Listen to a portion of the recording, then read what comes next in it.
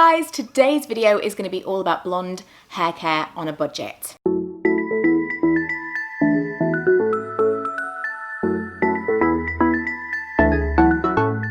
So if you've been following my hair journey, haven't been blonde for a very long time. I actually had been blonde for a very long time, hadn't been my natural colour since I was a child. And then I was my natural colour for like 4 solid years. So recently I went back to blonde. This is as blonde as I wanted to be for now. I'm still not 100% sure. I think probably as my roots grow out a little bit, because I wanted a kind of rooty blonde, I'm going to prefer it. And also I hadn't really considered the length of my hair. When we were talking about colour, I was looking at a lot of pictures thinking, oh, I really like that. I remember my hair being like this, blah, blah, blah. My hair's never been this long before, and it's a lot. And I think I probably will settle on something blonde, something kind of in between my natural colour and this, with a bit more root. So we shall see, we shall see. I will take you along as and when things happen. But today I'm going to talk about products that I have been using recently to keep my colour fresh, to retone my hair when it was warmer than I wanted it to be, and to obviously hydrate and keep it healthy. Number one, I don't really do a tremendous amount to my hair. I have a whole video specifically about kind of going through all of that breakage I had years ago. I had a full chemical break. I got very, very short hair, several sets of extensions. I've got that whole story if you want to go and watch that. And in there, I will tell you the main way that I grew my hair was really leaving it alone. I didn't dye it. I didn't do anything to it. I barely used heat. And I'm still doing a lot of that right now. So this was blow dried 4 or 5 days ago. I'm just living in dry shampoo land right now, but just blow dried, that's it. I didn't straighten it, and I very, very, very rarely curl it. I was gonna curl it for the purpose of this video, and then I thought, why would I do that? It seems crazy. It does look a bit nicer, maybe curled, but I'm just then using heat on, not completely unnecessarily, I'm not going anywhere, it's just for the video, so I didn't. Hopefully you're okay with it straight. Also, that's a snoring dog in the background. If you're new to my videos, he's a regular feature. Don't look in your house for that noise because it's in my house. I can't kick him out because it's his living room too. So I'm going to talk you through some of the shampoos that I use. First of all, the regular shampoo, this is my second bottle of this now, is the Hair Biology Cleanse and Reconstruct from PANTENE. I bought this one specifically because it said cleanse. And I know that's crazy because that's what shampoo does, it cleans your hair. But I wanted something that was going to be kind of clarifying because I knew I was going to use purple blue shampoos to keep the tone fresh. I knew I was going to be using a lot of dry shampoo because I didn't want to wash it as often because my hair will now be a little bit drier because of the bleach. And I wanted something that I could use in between those products to keep it light and really clean out all of the stuff from my hair. And I'm really happy with this. It says greasy roots and damaged lengths, which I would say is what my hair is now. I have very greasy hair, but obviously now it's been colour damaged. Although it's in a nice condition, it is colour damaged. And you can't have hair as long as this without the ends being damaged. It's just going to be near impossible. It feels like it's getting my hair really, really clean, but my hair still kind of feels bouncy and light afterwards. So the toning shampoos that I'm going to show you, all great for different reasons. These ones are readily available from Boots, Superdrug, just on the high street. This one from ELVIVE, I did have one of these sent to me, by the way. I have since purchased it myself. This one, they say they're both purple shampoos, but this one's going to give you a much more ashy look. This is kind of more cool blonde. This one from at least Stafford used to be my absolute favourite when I was white blonde. This would give me kind of more of a pinky, minky neutral blonde. This is my preferred tone. If you were toning white hair, I want to go more on that kind of pinky than I want to go on the blue. Now I'm kind of learning to find a balance between that because I wanted a warm blonde, I wanted it to be softer, but I've kind of settled into this. I've got lots of tones in my hair and I've kind of settled into this, well, some of it is kind of neutral, some of it's kind of ashy, some of it's almost like a strawberry blonde, but together it comes together to kind of be the tone that I want it to be. So it's kind of difficult toning at home because I have so many colours in my hair, but I'm finding that this one is my favourite for kind of weekly refreshers to give me the colour that I really, really like. Whereas if I use this one or I use the mask that comes along with it, is a little bit cooler. I'm gonna show you the ultimate blue shampoo. When I first left the hairdressers, I was much more strawberry blonde than this. I was kind of like almost a pale red head kind of colour, which I liked when I left the salon, knowing that it would fade out, and it didn't seem to fade, and I was panicking, thinking, I'm not going to be able to tone this colour. This is a colour rather than like a lift. I was just worried that I was going to be stuck with a colour that I didn't like. And several people recommended this. This is like hardcore blue shampoo. I didn't realise there was a difference between blue and purple shampoo. Apparently purple shampoo will not touch orange tones in your hair, and I definitely had those. Purple shampoo will tone yellow, but to tone real orangey, warm sections of your hair, you need a blue shampoo. So I bought this, did not know how big it was going to be.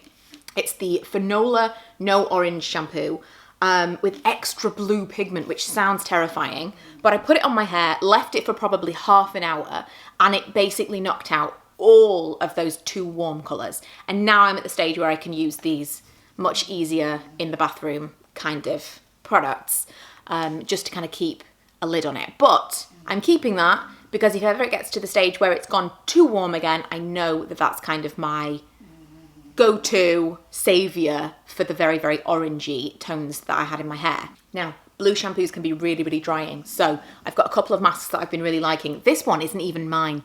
If you're familiar, I have a 15-year-old and she steals my things all of the time. One of the things I wanted to show you, I can't find, and I'm going to blame it on her. And I have a stand-in just to remind me to talk about it. So this was hers, and I used it, really liked it. Ultimate Blends from Garnier. The scent is Honey Treasures. It doesn't really smell like honey. I don't really like honey scented things. It's kind of like a real fruity, nice scent. Very, very nice, and the smell lingers as well. So it's just like a deep conditioner. But this I discovered recently. I bought this a few weeks ago. You will have seen it in a haul. And I was most interested because it said it was a multi-use balm. All about multi-use. It also said normal to dry. And I thought, okay, so it's not only for dry hair. Now, I have had mixed experiences with this because it's multi-use. I'm kind of finding my way a little bit. But I opened it up and thought, well, it doesn't look multi-use to me. It doesn't even really look like a balm. It just looks like a deep conditioner. It is a little bit thicker, but the reason that it's multi-use, and I guess maybe you could do this with oil conditioner, they've just marketed it this way, I don't know, is they say that you can use it as like a pre-treatment, so you could leave it in your hair overnight if you wanted to, kind of put it all in your lengths, leave it, wash and condition as normal the next day. Or you can use it as a deep mask or a deep conditioning mask in the bath, in the shower, in whatever. Or you can leave it as a leave-in treatment or even put a little bit on the ends of your dry hair. Does it say that, or have I just made that up? I believe that it does somewhere, or at least I'd read that. I'm going to put a little bit in it now. On dry hair, leave for as long as needed. No, I think the thing it says about dry hair is that you can put it on as the mask, but I'm going to put some in now. Let's just find out, shall we, if it's just too crazy to put in dry hair. So I've used this as a mask, just as a regular mask. I've used this as the leave-in treatment before you wash your hair as normal. So I've kind of left it in during the day and then wash my hair at night. The last time that I washed my hair, I used this as like a leave-in conditioner. So while I was still in the bath, I kind of put it through my ends and didn't rinse it. And I knew that was a dangerous game because I didn't really, it was difficult to tell because my hair was wet how much product there was really in my hair. But I kind of, I mean, there was no problem with that. I would probably still use that as like a styling cream or something because it's absorbed really quickly into the ends of my hair. So I put it all in the lengths of my hair and I didn't wash it out. And when I came to blow dry it, I was thinking, oh my God, this is amazing. My hair has never been this sleek blow drying it at home. It was like really, wow, this is fantastic. And then I got up close because it was nighttime in the mirror and thought, those roots don't look clean. And I think I probably just took it up too high. I wouldn't go any higher than this if I was going to leave it in my hair next time, but it really made a massive, massive difference to what my hair looked like after I'd blow dried it. It was just so easy to manage anyway, but just looked so shiny and sleek. So I basically put dry shampoo in my hair from day one this time because I blow dried it and I was not washing it again after I'd blow dried it. So I just kind of like, yeah, like I say, dry shampoo city at the moment. But I was really, really happy with it. And next time I'm going to use it in exactly the same way. So again, I'm not going to wash it out of my hair. I'm just going to put it from there downwards and see what experience I have. But I was really, really impressed with it. I'm not using a lot of the product either. And it smells like coconuts. It smells amazing. I'm already a fan of leave-in products just because I'm lazy. This isn't the product I want to talk about. It's nice. The Aussie Miracle leave-in stuff, nice. But this was a hold, like a hold? It was a placeholder. And it was a reminder for me to talk about the mane and tail leave-in detangler. Love, love, love, love, love, love. Cannot find it anywhere. And I have 2 bottles. They're like this big. How does one lose 2 huge bottles of mane and tail detangler with a 15-year-old girl in the house? I wonder. Really would recommend that. It's not expensive. I haven't used the shampoo and conditioner, the regular ones, but I really would recommend that if you are looking for something that is going to seriously help you detangle very tangly hair. I've had tangly hair since I was so young. My hair is very fine. I've got a lot of hair, but it's just, it knots and it tangles so easily. I had a temporary perm for a wedding. I was a bridesmaid and I had like these gorgeous curls, and I went swimming the next day because, you know, in a hotel, you're like however old, 9, very excited. And it was so tangly we had to cut my hair. It was legit like I went into a bob. It was so tangly. So I've been dealing with this for a long time anyway, and I'm very familiar with detanglers, and this is definitely my absolute favourite, which makes it all the more annoying that I can't find it right now. Dry shampoo is my saviour, and I want to talk about these two because if you struggle with dry shampoo, I mean, Batiste is the best. It just is the best. That's the one that I'm wearing in my hair right now. I know that it's like a lot and you can feel it in your hair and sometimes you can see it in your hair. The blonder you are, the easier it is with dry shampoo. Whenever I wear dry shampoo in my hair, people go, oh, you look blonder today. Yeah, I put white powder in my hair. But if you are looking for something that is going to feel like nothing and look like nothing, this is your product. It's the Lee Stafford Keep It Clean. I even have a backup. I love this so much. It's so, so good. It's just a really, really fine powder. It still is a powder, but even if you've got very oily hair like me, it still is going to absorb. And what I do is I put it in my hair and I kind of like rub it in as if I'm actually washing my hair. I really, really rub it all into my hair. And then I can run my fingers through it, I can brush it. It doesn't look or feel like it's got dry shampoo in it. It just looks clean. I don't know what they've done. I've tried so many dry shampoos, so many, and so many of them are just like, ugh, this did nothing for me at all, or it actually made my hair look worse. A lot of them are just kind of like hairspray to me. I need some really heavy, juicy dry shampoo, and this stuff works so well, so well, I can't keep it in my hand. Lastly, I want to talk about tools of sorts. So this is the Tangle Teezer. I don't know what it's called specifically, but it's a vented brush. And I like it anyway because, I mean, I will say when I've mentioned this, and the reviews say this as well, that it's a very hard brush. That doesn't bother me at all. I'm the itchiest person in the world. Like that can go well against my scalp and it's actually really quite pleasant. I enjoy a massage, but if I could go for a body scrub, that would probably be my preference because I am so itchy. So I quite like that in a weird, perverse way.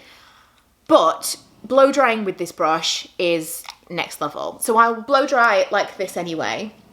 And then obviously it's vented so the air can go through to the other side. But now I've started blow drying like this way. Like, how can I show you? How can I show you? Like the opposite way to give my, no, that's not what I mean. Like here.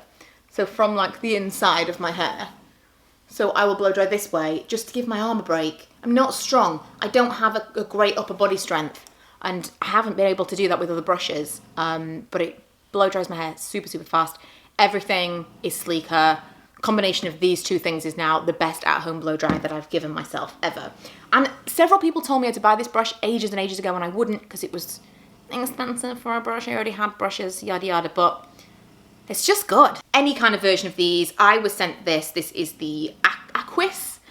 AQUIS? I don't know. It's not cheap.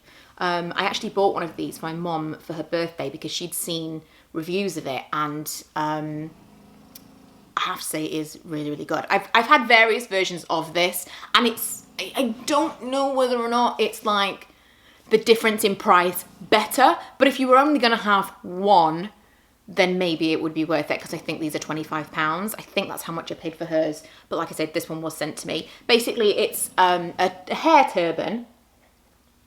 I just realised my coffee's going to go cold if I don't drink it. It's a hair turban that, if you've never used one of these before, it basically clips on or buttons on so that it stays on your head. And it absorbs the water and your hair dries quicker than it would if you were just leaving it in a regular towel or leaving it to dry naturally. I get straight out of the bath, put this on my head and forget about it for like an hour. And then if I then decide that I'm going to leave my hair to dry naturally, then I'll comb through it and I tend to like twist it like this. I'll leave it like this while it's still wet and leave it as long as possible. And so it kind of ends up in these little natural waves, and then once it's almost or completely dry, I will twist it as tight as I possibly can and put a bobble around it, and I'll sleep like that, like a little necklace of hair. And that's how I do my hair when it dries naturally, because it keeps it smooth. It means I'm not going to get all of that frizz, but it also gives me a little bit of a nice wave, which is cute. If I'm going to blow dry it, it means that most of the moisture is already out of my hair by the time I do. Would recommend picking up a hair turban of some kind. Lastly, I have this, which is just a hair clip. For a really long time, I was using these, and I still do. It's just easy to have. I could never not have a bubble on my wrist. I feel like my hair makes me feel claustrophobic. I need to be able to put my hair up. And I still do use these more than I should, but I noticed a lot of breakage. And I thought it was fairly safe with these. I thought, oh, there's going to be no breakage. There's no kinks in your hair if you use these bubbles, but there's still going to be breakage because you've still got something rubbing up against your hair. If you put your hair up in the same way every single day, there's going to be breakage. So even when I was using minimal / no heat, there was no bleach on my hair, no colour, no nothing, I still noticed breakage. And that was really frustrating because I thought I'm doing everything I can to treat my hair as nicely as possible. I'm doing it all, and yet I'm still having this breakage. If I put my hair up on top of my head now, I have little short hairs. There we go. And that basically takes me up to the top of my head. They go to there, they go to the top. I can see specifically the little areas of breakage that I've got. I can try and find you some. There we go. That kind of goes up to here. It's shorter than it should be for any other kind of breakage. I really do want to find some now for you, and I can't. Oh, here we go. There's some.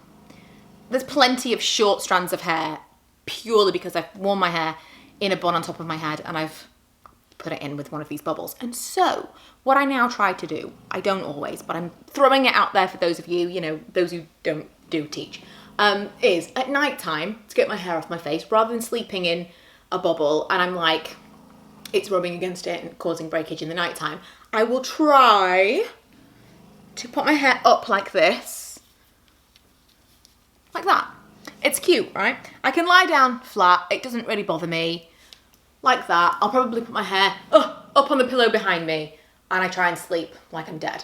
And then in the morning also, I've got loads more volume in my hair because it's been it up. Now, if I need to put it up in the daytime, again, I will just try not to twist it as much.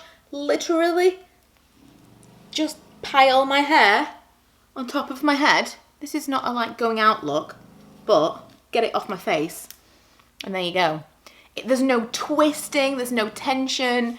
I just try to get it off my face and clipped up with as little damage as possible. I can't just have my hair down. It's been summer, it's been driving me crazy. But I did just want to include that in this video because especially if you've got blonde hair, well, bleached hair specifically, it's going to be easier to be damaged anyway. It's already going to be a little bit more delicate. But even before that, I was noticing all of this breakage from tension and it was really, really annoying. So I know I've mentioned it to some friends and they had absolutely no idea where this random breakage was coming from.